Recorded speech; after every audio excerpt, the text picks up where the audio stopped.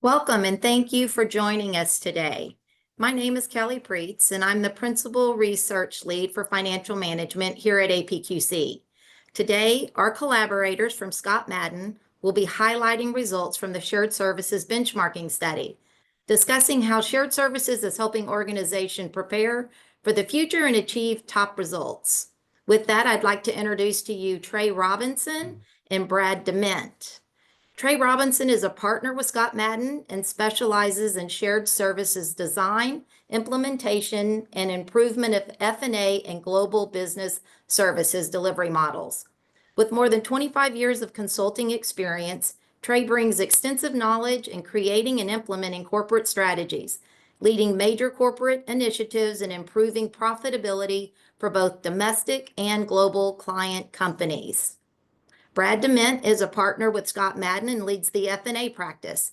He also specializes in global business services, design, and build with extensive experience in Latin America region, as well as Europe and Asia Pacific. With more than 25 years of domestic and international consulting experience, Brad brings extensive experience designing, improving, and merging shared services and GBS operations. With that, I'm going to turn it over to Trey Robinson. Hey, good afternoon, everyone, and thank you for joining our webinar today. My name is Trey Robinson. We are excited that you're here. During today's session, we have a full plate. We want to introduce ScottMadden, tell you a little bit about us.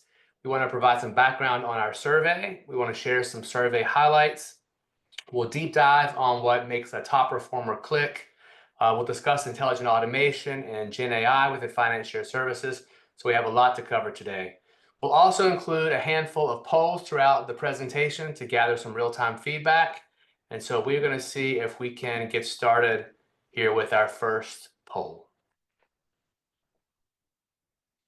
As you can see here, it says, which of the following areas is your organization's finance function focusing on in 2025? You can select all that apply. We'll give you about 15 seconds or so to take a look at those, select which one makes sense for you, and then we'll share the results.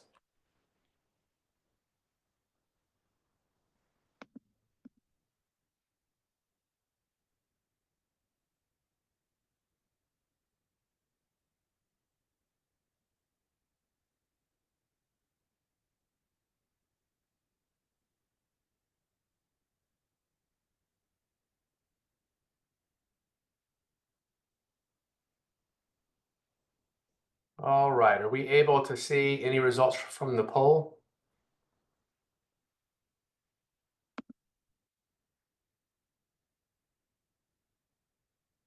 There we go. It looks like finance function process improvement is number one. 2/3 of folks are very interested in that. We'll talk a lot about that today and what it looks like to be a top performer in that regard.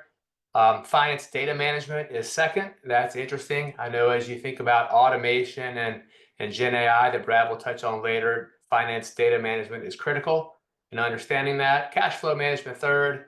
Everybody's always interested in cash flow optimization. And then finally, financial risk management. Thank you all for participating in the poll. We can jump here to the next slide. So I'll tell you a little bit about ScottMadden. Before we get into our survey results, I'll give you a little bit of background on our firm. We were created back in 1983 by two energy executives named Peter Scott and Tom Madden. So that's where ScottMadden comes from. By the early 1990s, we were advising many different companies across a variety of industries on how best to manage their corporate services.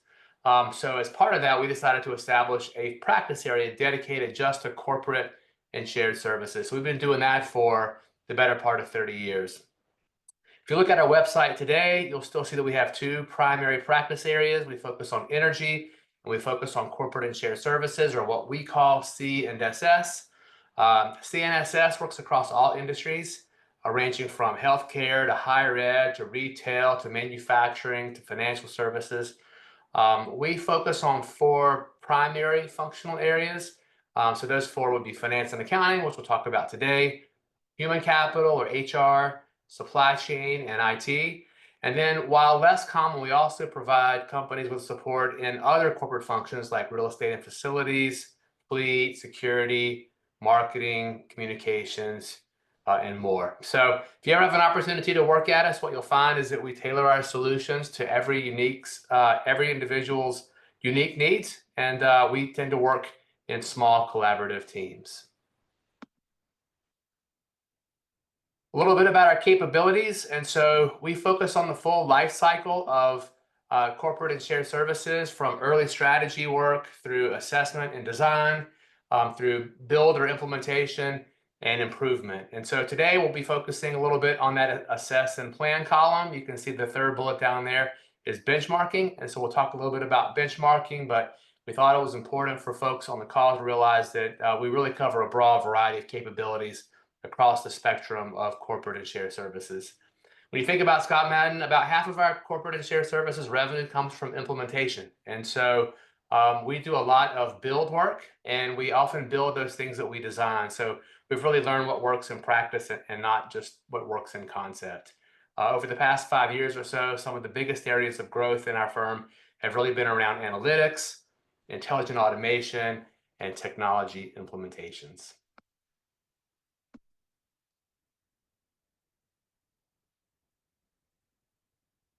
Okay, a little bit about the study. What we'll talk about here is kind of the partnership that we have with APQC. It started way back in 2014. And so we've conducted this survey every 2 years since then. So this is now our 7th cycle. While we update the survey to learn about the latest trends, especially things like Gen AI now, we try to remain consistent with the large number of our questions so that we can monitor broader trends over time. The survey is comprised of 4 main areas: delivery model and operations, staffing, management infrastructure and technology, and performance. We'll touch on each of these areas today. In the survey, you'll notice we have 34 metrics, so things that are quantitative. And then we also have 33 qualitative questions so that we can gather insights that maybe you don't see from some of the other surveys that are out there. On this slide, you can get a sense of the types of metrics that we capture. As I mentioned, we capture a number of them. Many of these are similar to what you might see in other industry benchmarks. Today, we'll cover cost and savings. We'll talk a little bit about staffing, and we'll also cover some metrics around efficiencies. You'll notice, like I said, some of these are traditional metrics, like the total cost to perform the finance function, but we also cover some unique metrics, things like the total number of ERP or ERP instances. And then, like I mentioned on the prior slide, we offer a number of qualitative questions as well that really provide insights around topics like global models or governance, technology and automation, and analytics. And so in the next section, we're going to dive into several of these metrics and share with you a little bit about what we learned. So who participated in the survey? We had 103 shared services organizations participate in the survey. As I mentioned, this is our 7th cycle, and every time we've had over 100 companies represented each time. For this survey, every participant has a finance shared service center. So this is not just a broad industry view, but it's focused on those that have a finance shared service center. All the companies in the survey are headquartered in the US or Canada, but many of them have operations all over the world. You can see from our data sample here that many of the companies, most of them are mature. 91% have been in operation for at least 3 years. We also focused on larger companies in general. You'll notice the median revenue is about $12 billion, and nearly 3/4 of participants had over 10,000 employees. The reason we do that is that because we believe that shared services and shared services concepts can work in mid-market and small organizations, but the real sweet spot for these tends to be companies that are over $1 billion in revenue and have over 10,000 or so employees. You can see in the survey we covered a wide variety of industries, giving us a very good cross-industry sample. And then for those industries that have higher participation rates, like services, retail and wholesale, financial services, healthcare, et cetera, we're able to cut the data and provide industry insights as well into some of the details. One other note is that about 60% of the organizations that participated in the survey also have a GBS or Global Business Services model.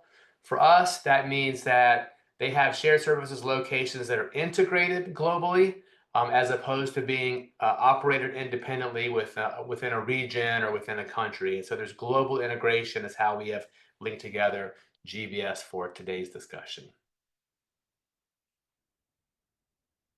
All right, let's jump into some of the highlights so we can get a sense of what we learned from today's survey.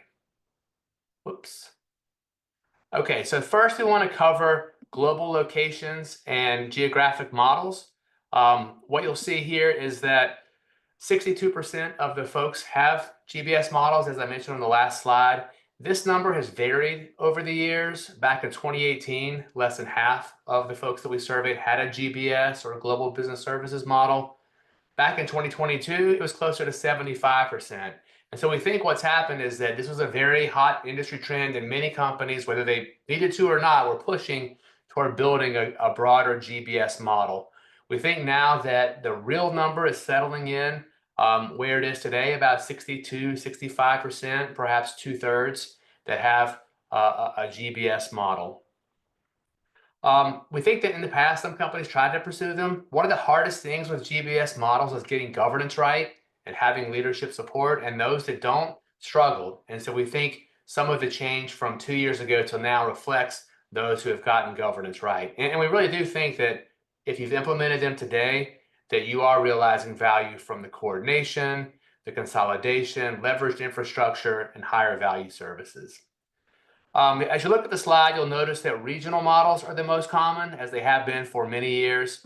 Over 2/3 of our participants have between 2 and 4 centers. So that's basically covering the Americas, EMEA, and Asia Pacific, or some variation like that. It's also interesting to note that 20% of participants are only operating one global center. That number has slowly increased from about 10% a few years ago. So it's gaining a little bit of momentum. We suspect that that could be due to the sample. Perhaps companies focus really on a region of the world instead of globally, and so they can manage having a single center. Or maybe they've just implemented services that have minimal time zone dependencies. And so this is an area we want to continue to watch over the coming years. Finally, you can see that there are a range of companies or countries that are supported globally. 40% of shared service organizations serve more than 10 countries. So that indicates that we believe there's true scale that can be achieved by these models. Next, let's talk a little bit about service level agreements and governance. This is an area that we always find interesting when we conduct these surveys. Let's talk a little bit about where shared services or GBS report. So first and foremost, you can see that 53% report to the CFO. This has been a pretty consistent pattern over the years. Of course, we're talking about finance shared services, so it makes a lot of sense that it would report to the CFO. But if you look at the next two categories, multifunction shared service executive and matrix reporting to finance and multifunction shared services operation, that's about 40% that report to a multifunction leader. And so in the past 10 years, we've seen a pretty significant push toward multifunction overall, as opposed to starting with just finance. And I would say that nearly all of our clients today who are thinking about shared services, assessing it, want to pursue it, almost everyone is assuming a multifunction target operating model when they get to the end of the implementation. So it really is the pattern that we're seeing. If you look at governance, you can see that service level agreements, or SLAs, are still the most common method at 74%, followed closely by global process owners at 64%. SLAs have kind of changed over time. They've been refined over the years. Several years ago, we saw complicated SLA models that included incentive pricing and penalties with the intent of trying to drive behavior of the business units to whom they provided services.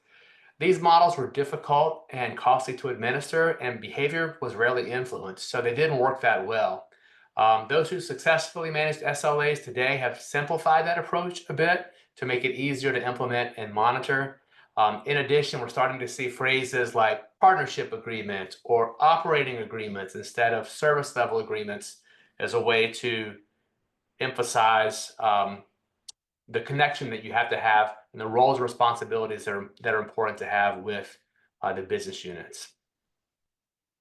You can also see finally at the bottom right that some organizations have moved away from SLAs to informal discussions, and others have moved to SLAs after not launching with them originally. And so 68% are using them today, 74% started, 68% using them today, and then some have added them over time, while others have replaced them with informal conversations. If we move on to cost and staffing benchmarks, I always find this interesting, especially the first chart on the left there. It says, what's the cost to perform the finance function? And if you look at that, you can see it's $9.13 per $1,000 in revenue. And so what that basically means is that the cost to perform the finance function is just a little bit under 1%. I've been doing this for a long time, and 1% of revenue for total finance cost tends to be in the range, in the ballpark of what it's been for many, many years. But what's more interesting is that those who are top performers, the top quartile, is seeing costs in the range of $6.64 per $1,000 of revenue, or basically 2/3% of revenue.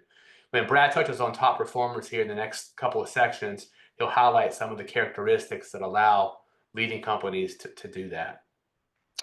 We've also noticed that the cost to operate shared services has been trending upward slightly. We think that may indicate growth and increased investment in the model. And as I mentioned before, a lot of these companies are expanding beyond just transactional services to higher value services. They're expanding functions, they're expanding scope. And so as a result, they've become a little bit more costly overall to operate. And then on the right-hand side, the number of finance FTEs per $1 billion. I would be careful if you use this metric with your folks internally. This is really dependent on the industry that you're in. So revenue can vary widely based on the type of model that you're in. A retail industry versus a utility industry will be wildly different. And so it's something that we watch and pay careful attention to on a cross-industry perspective, but be careful if you use it in your own company. Median staffing over time has been trending down slightly. We expect that that's due to increased automation throughout the shared services model. All right, moving on, the scope of finance shared services. And so here on this slide, you can get a sense of the scope of services that are included in finance shared services and the percent of time that they're included.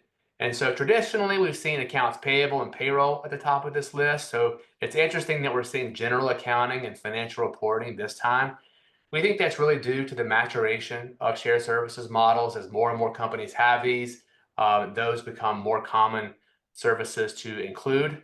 If you look at the list overall, as it has been for many years, at the top, you tend to see those highly transactional processes like AP or billing or cash application. Whereas as you move down the list, you start seeing things that are a bit more functionally focused or strategic, like pricing. On this slide, those colors in blue, those represent the percentage that are outsourced. And so the 5 or 6 areas listed are the same, 5 or 6 that have been used for a long time. It's the most common areas like collection or AP, payroll, expense reimbursements, and to a lesser degree, general accounting. And so those are areas that we continue to watch, but they're often those that tend to be moved to outsourcing first. And then finally, we have noticed an uptick in higher value finance services that haven't always been in shared services models. For example, if you look here, that middle green bar, now about 75% of organizations have planning, budgeting, and forecasting within their model. These are typically part of FP&A roles, and so it's interesting to understand. I do wonder a little bit if this is not an all or nothing approach, but what folks are doing is that they are taking those transactional components of FP&A and moving them into these transaction centers, but the analysis and decision-making may sit with the center of expertise or even outside the model entirely.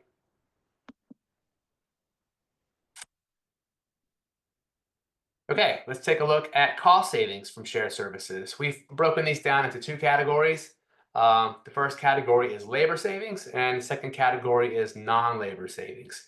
Traditionally, shared services or GBS models have been a labor savings play. That's where you see most of the benefits. Though over time, we're beginning to see those labor and non-labor savings get closer to equal.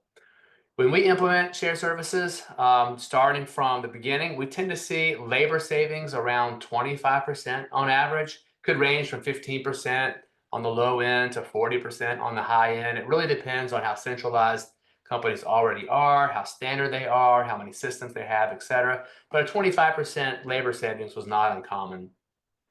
Now we're seeing more and more savings focused on non-labor related savings, and that area has continued to grow. In fact, since we did this survey just 2 years ago, we've seen non-labor savings increase by 63%. So companies are putting a heavy focus on driving that value. Here you can see the most common non-labor savings are AP discounts, improved collections, or day sales outstanding, better working capital, and even a reduction in audit fees. One time, many years ago, Brad and I worked with a client who was extremely large in 82 countries, and they saw millions of dollars in savings in audit fees as a result of finance shared services. So something you certainly need to keep an eye on. And then on the right-hand side, you get a sense of the value of the non-labor savings. Those leading companies are getting close to 0.8% of revenue in savings from non-labor related sources. Just a couple more slides in this section. This one is really on finance customer care. And so for us, finance customer care is really a dedicated team of finance professionals who are answering phone calls or responding to portal requests or engaging in chats from employees or contractors or vendors. We, in our designs, always set up a separate team to do this as opposed to have it part of the day-to-day job of other transactionally focused team members. And so here in this study, you can see that 88% of participants have a dedicated finance customer care team. That percentage has stayed pretty standard or consistent over the past 6 years. So we believe that it is a leading practice in an area that a lot of folks have implemented over time. When it comes to the size of this team, the median size is about 4% of the total number of finance shared services employees. We have seen that percentage decrease slightly over time, and we think that one of the big reasons is around the emphasis on self-service. We call it internally direct access.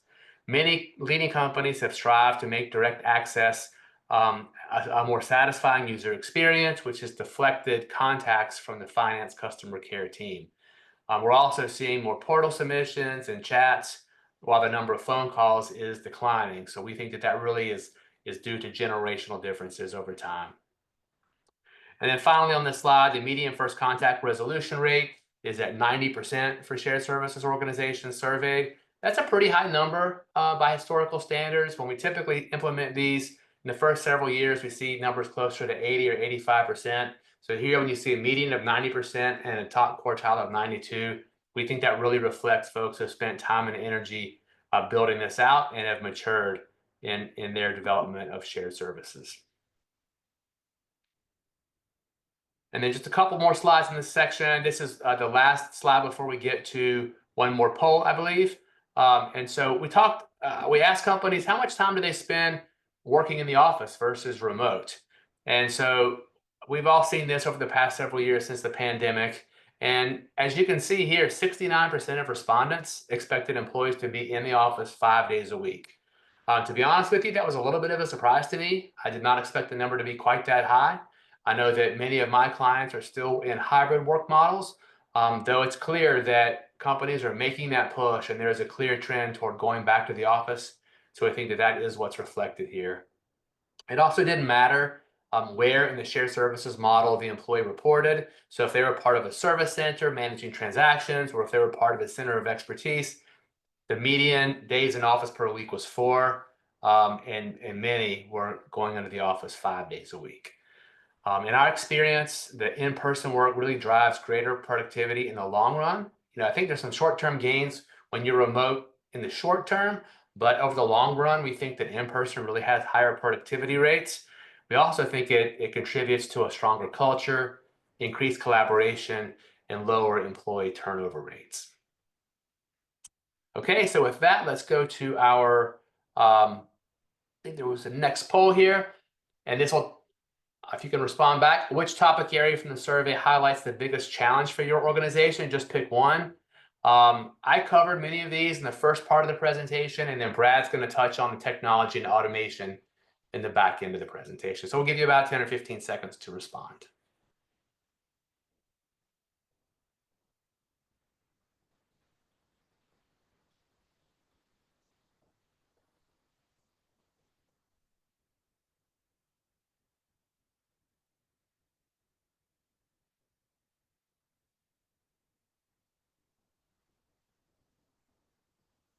All right, let's see what the responses look like if we can.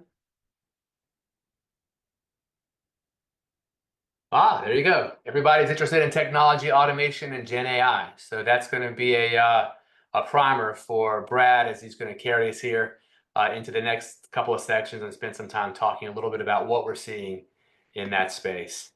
At this point, I'm going to pass the baton over to Brad. He's going to pick it up from here. He's got two sections to cover. The first on top performers, as you can see on this slide, and then he's going to spend time talking about intelligent automation and Gen AI.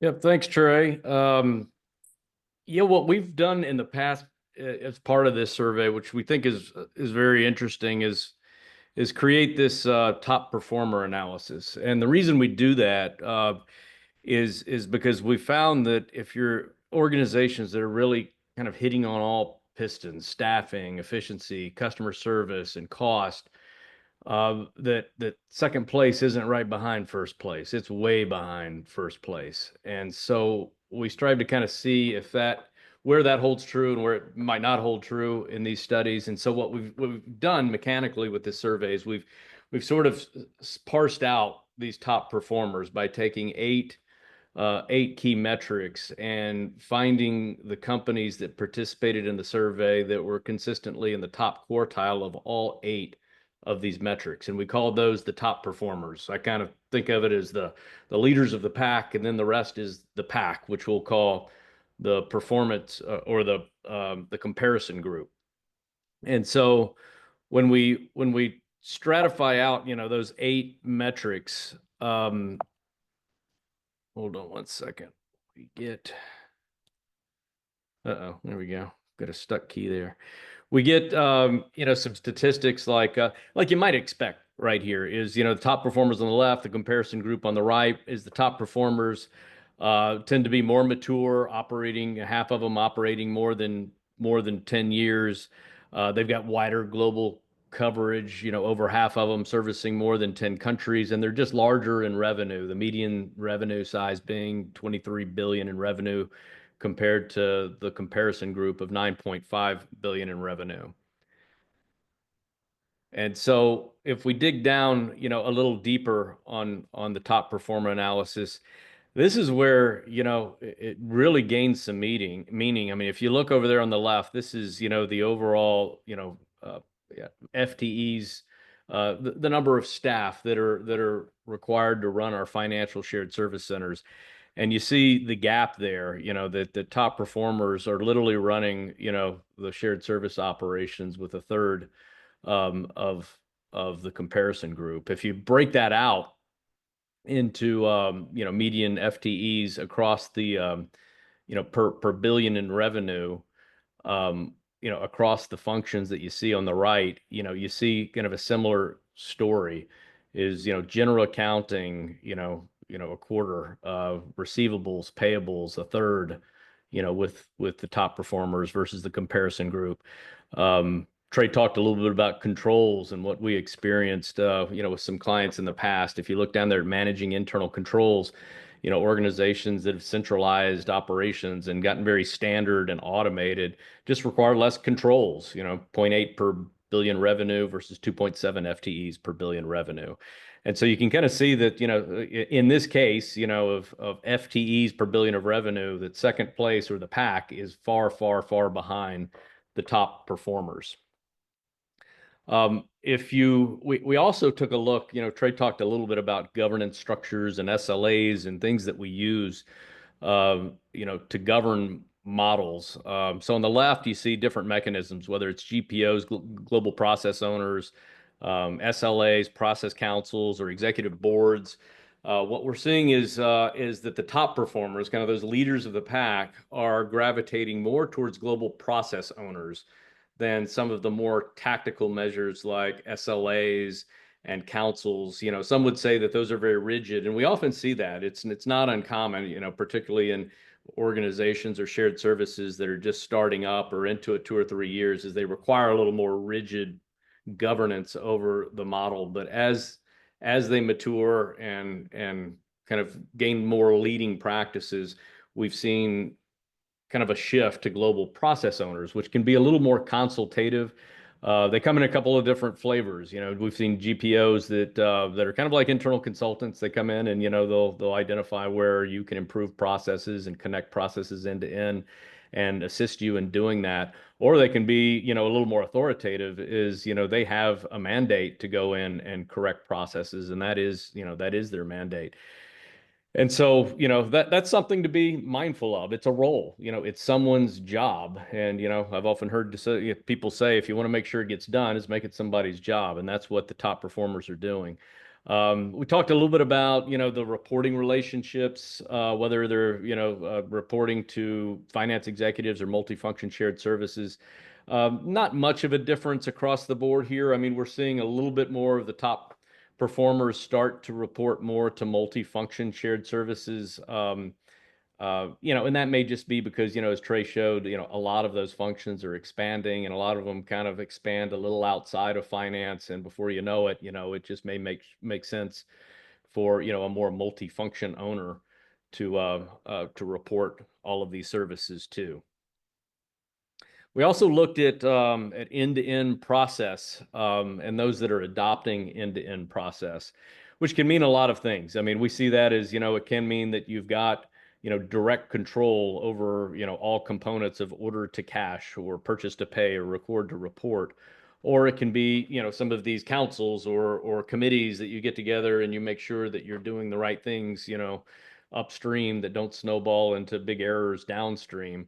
But whatever mechanism you're using, you can kind of see the results of the top performers versus the comparison group here. And interestingly, we went back and looked at a couple years ago when we did the survey. We asked the same question, and we've actually seen less adoption for the comparison group, so some trailing off over the last 2 years, whereas we've seen more adoption of the top performers, which might indicate that that end-to-end or managing processes end-to-end does have something to do with making that top performer group. It's just tough work. We've seen in our consulting business of going in and trying to manage components of an end-to-end process that often do span outside of finance, whether it's into, purchasing or sales and order taking and things like that, is hard business. And it's hard to govern that and kind of get alignment across multiple, stovepipes or columns in an organization. And many of the newer shared service operations may just be,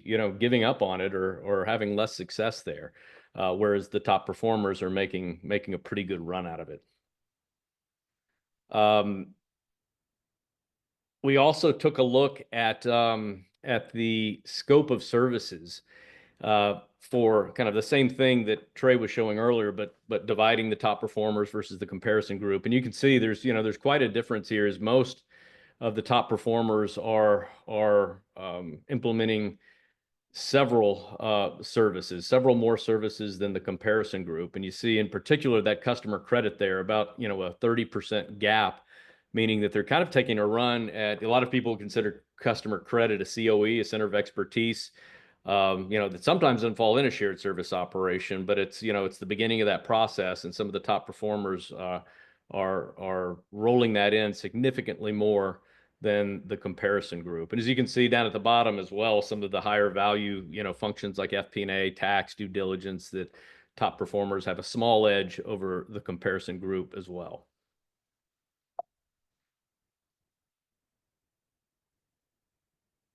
And so we also took a look at outsourcing, and you can see the top performers on the left, comparison group on the right. Not huge differences, which was interesting, between the two. Some differences, a little more outsourcing with the top 4 performers in collections, AP, and AR. than the comparison group. You might postulate, we often see some of the top performers, the more mature organizations, kind of plateau out at those types of services, the transactional high volume services. And turn towards BPO solutions to pick up from there while they concentrate on some of the more higher value added services. Whereas payroll processing, expense reimbursements, general accounting, the top performers are actually doing a little less of that outsourcing than the comparison group, which might suggest that they're making a better run out of it. There's just not a business case. They're performing better in a captive model with, with those types of services, particularly general accounting, than the comparison group. And so as we go on, as Trey said, and the survey said, that automation was important, to everyone. We're not oblivious to the fact that AI is out there and everybody's talking about it and wondering what to do. So we thought we would put it in this particular survey just to kind of test the waters and see what shared service and GBS operators are doing out there. In our experience, what we're seeing is artificial intelligence, among other types of automation, but AI in particularly lately, is a top priority for executives. Is they know they need to do something, and are often directing it down to the shared service operators to get some traction on it. Yet they struggle for where to start with it. They're a little concerned about risk and bias and hallucinations and exposure of intellectual property. They're confused about whether we should build it internally or whether we should buy it off the shelf. Not sure how to govern all of this AI, and quite frankly, finding that they don't really have the skill sets internally to develop it out.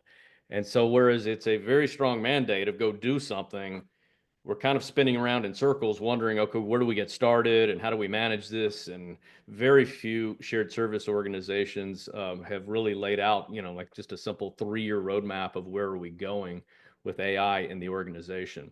And so we kind of broke that open into, well, what are the different types of automation? It's not all about AI. We've got RPA that's still out there, chatbots, virtual agents. What we call predictive AI, or just that's been around a long, long, long time, is just looking at large sets of data and recognizing patterns and determining what to do with those, to the newest, generative AI, actually creating content that we can use in a shared service environment. Well, a few things that stood out was, RPA, that long gray bar on the left, indicating that a very large 30% of the organization's just not sure of the adoption rate, which made us wonder at first. And then it kind of occurred to us that might be a sign of actual maturity, is that RPA has been around 15 plus years now. And so it may have just ingrained into the businesses. It's not all being run out of a shared service center anymore. It's becoming more commonplace. I'm not sure of how many people in our organization are using Excel or macros or things like that. And maybe it's just becoming more commonplace in these environments, which may actually be a sign of maturity. Chatbots and virtual agents, you can see the two bars on the right, the 233% bars. So 2/3 are either piloting or implementing something with chatbots and virtual agents. So that's certainly taken the first place. It's something a little easier to implement, a little more easier to explain, a little easier to calculate metrics like ROI and customer satisfaction improvements. But what it indicates to us is there may just be more of a desire to use that type of technology, particularly with newer generations coming up, where that is the preferred means of communicating, to reach out, collect more information, or ask questions that clarify responses and overall kind of improve the customer experience that we're having through that type of technology. The generative AI, your eye kind of goes to the blue bars on the right as well, is that 17%, which is actually high compared to a lot of surveys I've seen that are, more around 8 to 10%, are saying that they've actually implemented generative AI solutions, and the definition of that could vary widely to, large programs to, I've used ChatGPT for a few things. But 35% are more importantly kind of in the sandbox testing this out with pilots. And so it does kind of show a strong emphasis or a push of resourcing away from some of the other efforts into experimentation with generative AI, and even some push to implementation of Gen AI applications in shared service environments. What's the result? Well, we took the organizations in this piece of data that had done one or more of these technologies, RPAs, chatbots, predictive AI, or generative AI, and we just kind of looked at where they performed as far as revenue, and so you can see the with automation is performing the finance function, per billion, revenue, pound for pound, at about 30% less than those without automation. The median cost to operate the finance shared service center, so as far as shared service centers specifically are concerned, about the same thing, as we're reducing costs by about 30% using one or more means of automation that we've discussed on the previous page. We also looked at the different areas of automation, same ones that we've been talking about, but whether they're being implemented or piloted. So, implemented on the left, piloted on the right. As you might expect, RPA, virtual agents, chatbots have kind of moved more into, hey, it's out there. We're actually using it today, with less, piloting. Whereas if you kind of go down to that bottom right-hand corner, you see what you might expect to see is a lot more playing in the sandbox with generative AI. The top performer is about 30%, but kind of showing that they're pushing more into implementation. So over that 17% of average implementing Gen AI, it's 25% of the top performers have actually implemented, 1 in 4, which is large compared to numbers that we've seen. Much larger than the comparison group of about 13% implementing, but more in the sandbox, which might suggest that some of the comparison group is struggling with, some of the typical things that we're seeing people struggle with in Gen AI is the security risk, the governance, the attention and lift that it takes to clean and format data to make this stuff work right. There's just a lot of factors that make it difficult. Very easy to play in the sandbox, very difficult to get it over into production. Typically, and particularly around what we call programmatic governance, is just being able to get this passed. Even if it works perfectly, creates a lot of value in the sandbox. Is we've got to get this. We got to be able to explain to legal, to internal controls, to IT security, to groups like human resources, how this works, and get them comfortable with it actually working well in a production environment. And that's often the biggest hurdle. It's not creating the solutions, it's getting it over that wall and getting people to understand it, understand something that's not so easy to explain, as easy as RPA and chatbots and virtual agents is. And so that may be why we're seeing a lot more of the comparison group being challenged by that. Let's see, a poll. So let's do a poll around the challenges of adopting artificial intelligence. And so you can see all the options there. Just you can select up to 3. So select up to 3 of those choices, and we'll come back in about 15 seconds and see what that stacks up to.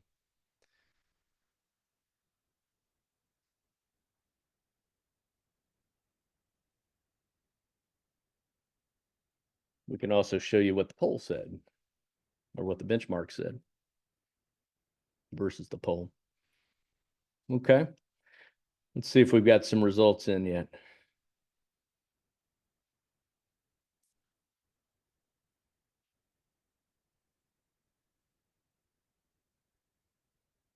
Okay, so we've got the leaders here are the ROI, not being able to quantify an ROI, and yes, the availability of technical expertise. And so we're figuring out this isn't as easy, as doing ChatGPT queries, which seem to be a fallacy. This is very easy. It seems very useful. I'm getting answers. I should be able to do this with my own data within the walls of my own organization.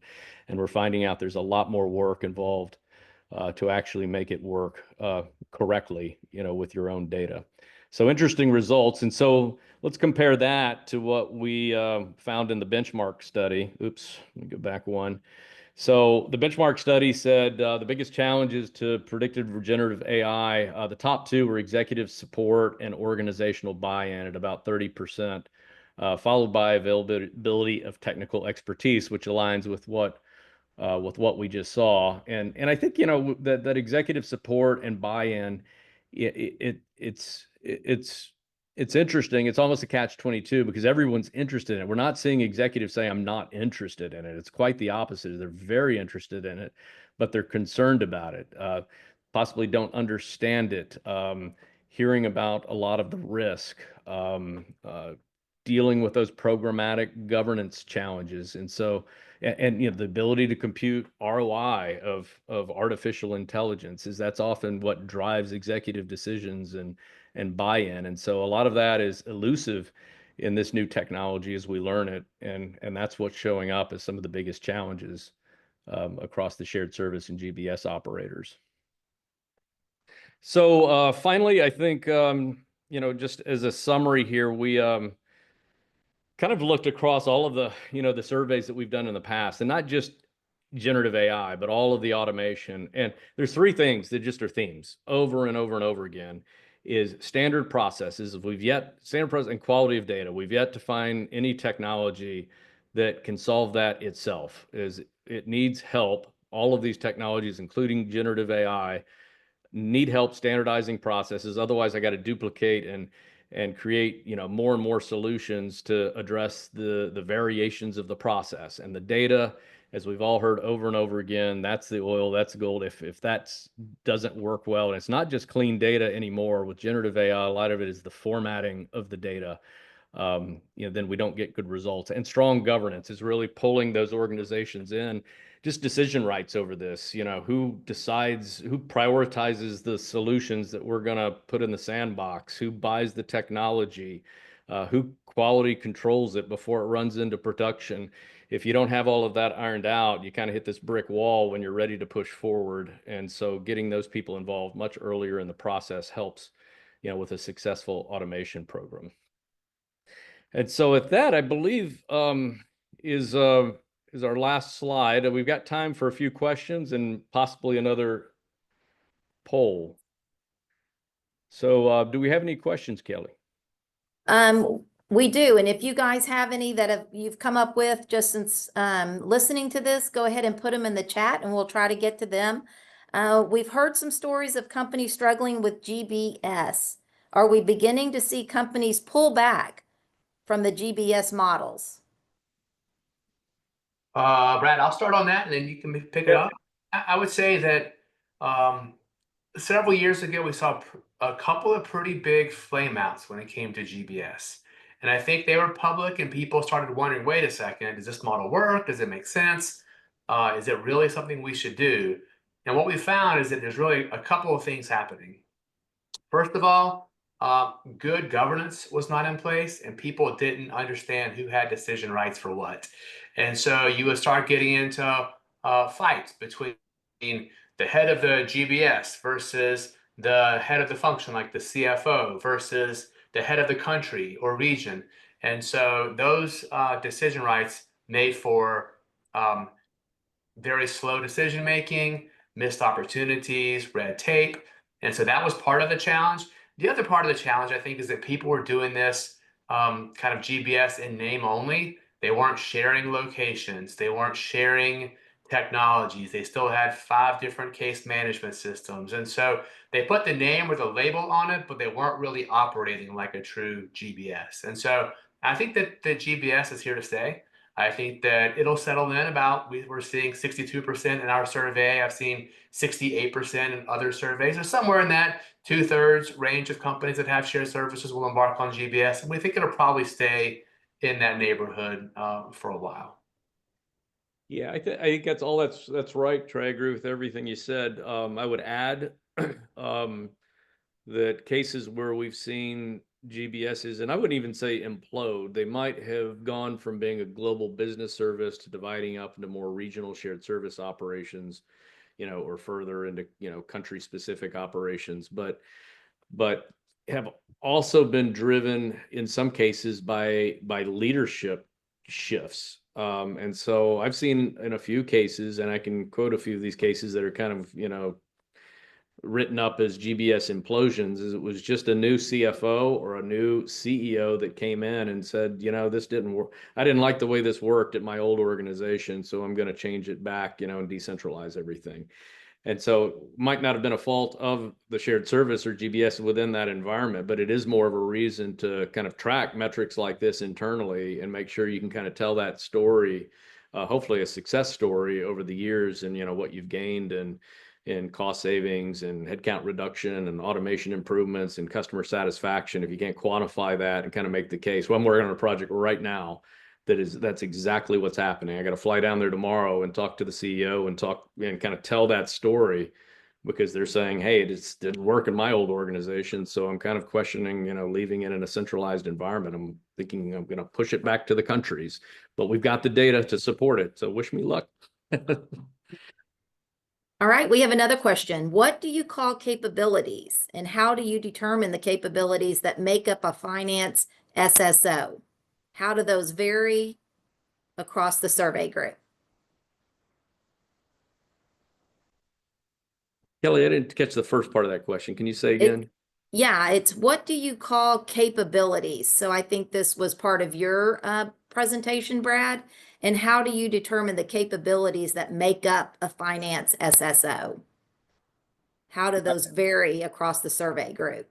Yeah, I don't recall the specific slide that was in, but I think of capabilities in a couple different factors. One might be, the skill sets within the organization, that support some of this, that support automation initiatives. I also think of, the ability to kind of roll out across multiple services. I have more capability if I've got, a wide breadth of financial services than versus just doing accounts payable. And so, I think as to the second part of that question is, why does that matter? As you kind of build out and gain the trust with as you build your capabilities, whether it be skill sets or additional services you're rolling out or advanced automation, you're adding more value to a part of the business, but just a part of the business. And so as you have more capability and you spread that across functions, that piece of the pie gets much larger. And as it gets much larger, it's very visible to the entire organization that, the capabilities within the shared service operation are adding value to the entire enterprise, not just one subset of finance managers, in a business unit. All right, good. And then I think this has to do kind of with like a cycle time. Do you have an analysis of average time of implementation by top performers? So do we know how much time top performers are spending on implementing? I would say, and Trey, weigh in if you agree, disagree, but it's a broad question that you kind of got to narrow down to what are you implementing? Right. So when I think of implementing, I'm either standing up a shared service center from scratch. And so we deal with a lot of clients that have no shared services and they want to create a financial shared service, let's say with, payables and receivables in it as a first stage. Top performers, I would say, can do that in about, 9 to 12 months. But, it's not uncommon. I would say the comparison group might be 12 to 14 months. Implementation can also be, I've already got a shared service operation, but I'm going to start adding service by service onto it. I'm going to expand, kind of add those capabilities per the last question. And that can vary as well, depending on how you do it. We kind of think of there's lifting and shifting. Is I'm just going to take everything in this service, the same systems, the same processes, and I'm going to move it over to the existing financial shared service center. I can do that very quickly, in weeks. Right. But if I'm going to improve it and move it, okay, I'm going to get us onto the same standards and the same systems and the same service delivery channels that this shared service is in. As I bring them in, you're probably talking 3 to 5 months per service that you're rolling in to make sure that happens. But it all really kind of depends on the environment that you're operating in. If your systems are very dispersed and you're global in nature, those implementations obviously a lot more complex, than the opposite. Good. All right. I've got one more real quickly I think we can get to. Do you believe that the size of the company correlates to less use of BPO because larger companies can achieve better business cases by keeping processes captive? And then with that, as more and more F&A work moves to GBS, how are companies managing local statutory compliance when the resources are no longer local? We've got just about 2 minutes. Brad, I'll start, and then maybe you can jump in on the statutory if you want to. But I'm looking at the chat, and so this one is around less use of BPO with global companies. And then the last one that we didn't get to was about automation versus offshoring. Those are two adjacent questions, I feel like. And so typically see companies who have not had large outsourcing partnerships start with automation first. They want to try to gain that arbitrage from automation first, because it's not built into their contract with BPO potentially.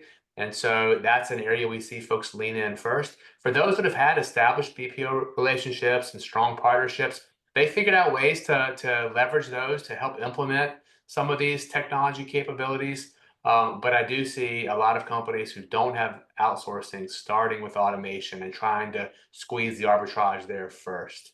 And so will that impact, BPOs? Maybe in the long run, but many organizations are so intertwined and have those long-standing relationships that if you have a good partner, you can work together to solve this automation advantage. Yep. Yeah. A quick add is that, yes, large organizations often have the resources, the budget and the people to do things that can advance you to leading practice a lot faster than smaller organizations. And that's what people go to BPOs often for, is I buy my leading practices. I buy the technology that I can't afford, or I pay for it month by month or however, seat by seat. And so for that reason, yes, I would guess that larger organizations often do find themselves, being more competitive than large BPOs. Great. Well, thank you guys. Such a great presentation, Trey and Brad. I appreciate you being here with us today and sharing your knowledge and your expertise. Just a note for everyone, we will be sending out this presentation within the next couple of days. And as you work through that, if you have other questions, please don't hesitate to reach out to one of us with any questions or thoughts you may have. But thank you so much for joining us. Thanks, everybody. Thanks, everybody. Thank you.